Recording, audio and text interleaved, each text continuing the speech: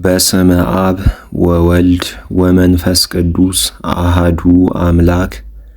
በጥቅምት 15 በስንክሳር ታስበው የሚውሉ በዓላትና የወንጌል ንባባት ቢላሞን ሰማዕት ወምዕት ወሃምሳ ወሰመንቱ ማኅበረ ጰንጠሌዎን ሰላቴዮን ወአጥራቢስ ወኢናፍር ወአድራኒቆስ ወአርሞሊስ ወአርሞቅስ ወአድማንያ ወአርሚስ ወደማታት ወኢሳይያስ አብ ወሲላስ ረድአ ጳውሎስ ወተስካረ ሐዋርያት።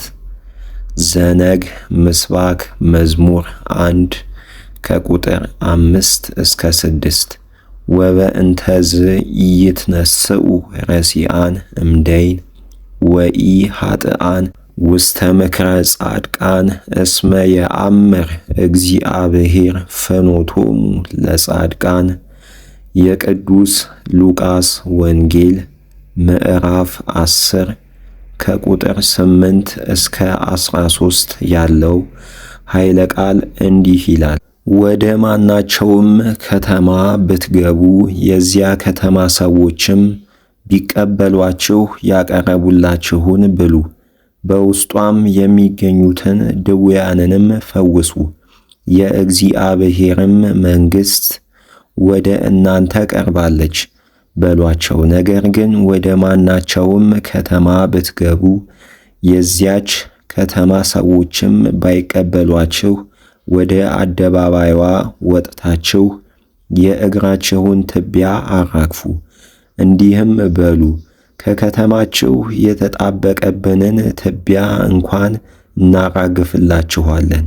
ነገር ግን የእግዚአብሔር መንግሥት ወደ እናንተ እንደቀረበች ይህን እወቁ። በፍርድ ቀን ሰዶም ከዚያች ከተማ ይልቅ እንደምትሻል ይቅርታንም እንደምታገኝ እነግራችኋለሁ። ስለ ቃሉ የቃሉ ባለቤት ልዑል እግዚአብሔር ስሙ የተመሰገነ ይሁን። የሐዋርያው የቅዱስ ጳውሎስ መልእክት ወደ ሮሜ ሰዎች ምዕራፍ 8 ከቁጥር 31 እስከ 35 ያለው ኃይለ ቃል እንዲህ ይላል። እንግዲህ ስለዚህ ምን እንላለን? እግዚአብሔር ከእኛ ጋር ከሆነ ማን ይችለናል? ለልጁስ እንኳ አልራራም፣ ስለ ሁላችን ቤዛ አድርጎ አሳልፎ ሰጠው እንጂ። እንግዲህ እርሱ ሁሉን እንዴት አይሰጠንም? እንግዲህ እርሱ ራሱ ካጸደቀ እግዚአብሔር የመረጣቸውን ሰዎች የሚቃወማቸው ማን ነው? የሚፈርድስ ማን ነው? የሞተው ይልቁንም ከሙታን ተለይቶ የተነሳው በእግዚአብሔርም ቀኝ የተቀመጠው ደግሞ ስለ እኛ የሚፈርደው ኢየሱስ ክርስቶስ ነው። ስለ ቃሉ የቃሉ ባለቤት ልዑል እግዚአብሔር ስሙ የተመሰገነ ይሁን። የቅዱስ ይሁዳ መልእክት ምዕራፍ 1 ከቁጥር 17 እስከ 22 ያለው ኃይለ ቃል እንዲህ ይላል። መልካም ሀብት ሁሉ ፍጹም ዕድልም ሁሉ ከላይ ነው፣ ከብርሃናት አባት ዘንድ ይወርዳል። እርሱም መለወጥ የሌለበት ነው፣ ከእጁም የሚያመልጥ ምንም የለም። ለፍጥረቱ ተቀዳሚዎች እንሆን ዘንድ በፈቃዱ በእውነት ቃሉ ወለደን።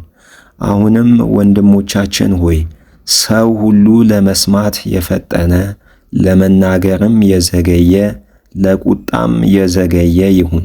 የሰው ቁጣው የእግዚአብሔርን ጽድቅ አያሰራውምና።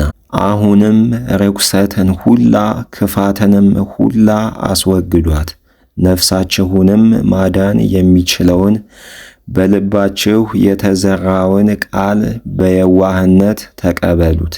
ስለ ቃሉ የቃሉ ባለቤት ልዑል እግዚአብሔር ስሙ የተመሰገነ ይሁን።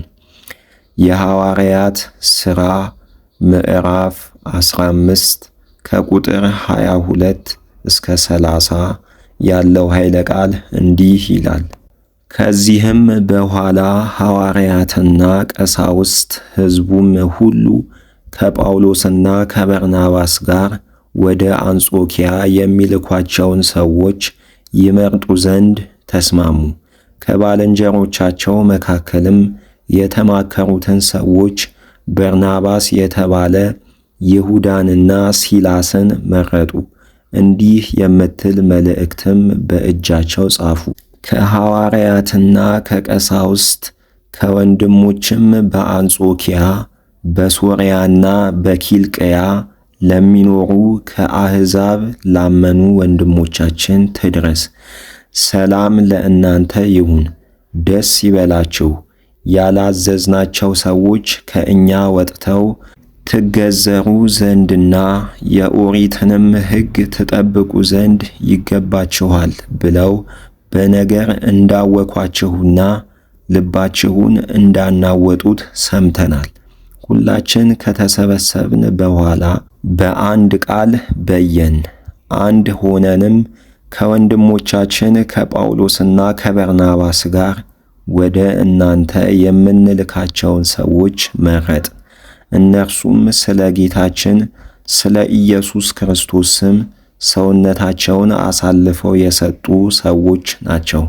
ይሁዳንና ሲላስን ልከናቸዋልና እነርሱ በቃላቸው ይህን ያስረዷችኋል።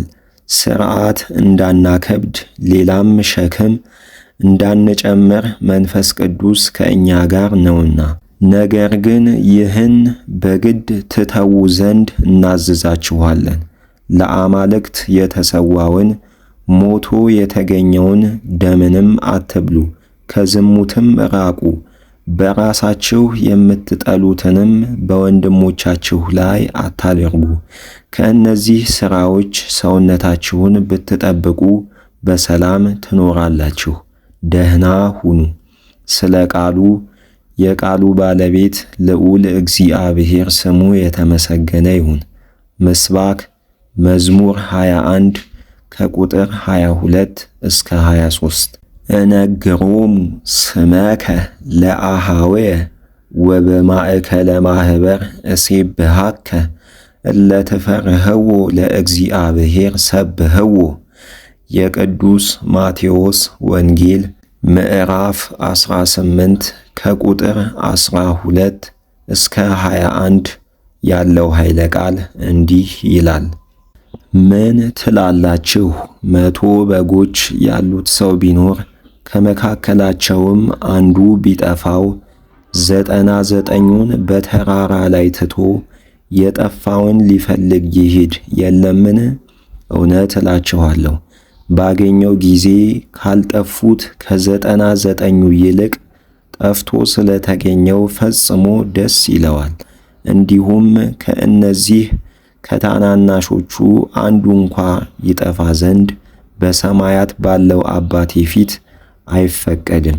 ወንድምህ አንተን ቢበድልህ ሄደህ ብቻህን ሆነህ ብቻውን አድርገህ ምከረው። ቢሰማህ ወንድምህን ጠቀምኸው። ባይሰማህ ግን በሁለተኛ ጊዜ ከአንተ ጋር 1 ወይም 2 ምስክር ያዝ።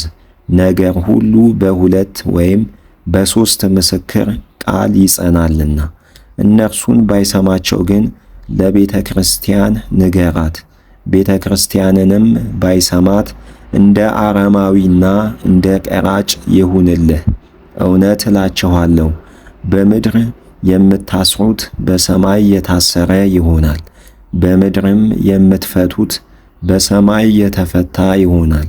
ዳግመኛም እላችኋለሁ ከእናንተ 2ቱ በምድር ላይ ስለሚለምኑት ነገር ሁሉ ቢተባበሩ በሰማያት ባለው አባቴ ዘንድ ይደረግላቸዋል። 2 ወይም 3 በስሜ በሚሰበሰቡበት እኔ በዚያ በመካከላቸው እኖራለሁና። ስለ ቃሉ የቃሉ ባለቤት ልዑል እግዚአብሔር ስሙ የተመሰገነ ይሁን።